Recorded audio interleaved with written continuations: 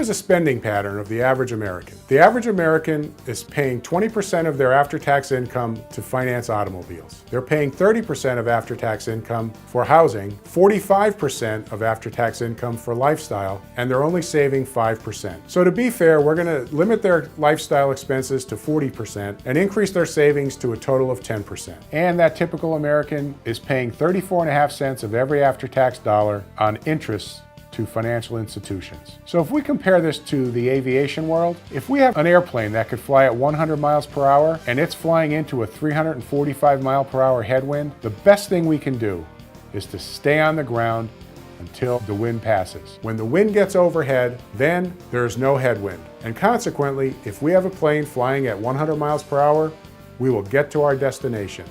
This is what we refer to as the arrival syndrome. The arrival syndrome occurs when you think it can't get any better than the way you're doing it. Well, the fact of the matter is, if we waited for the headwind to subside, if we wait a little longer, when the wind gets behind us, now we have a tailwind.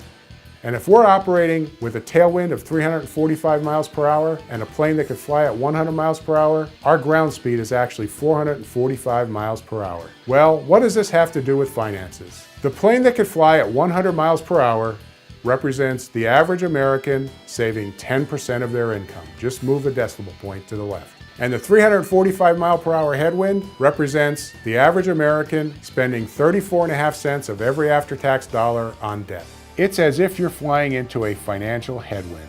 Think about it. If you're only saving 10% and you're paying 34.5 cents to interest, you're never going to get ahead. If you're operating with a financial tailwind, that will get you to your goals a lot quicker and more efficiently. Through the Tier 1 capital growth process, we show people how to get a financial tailwind.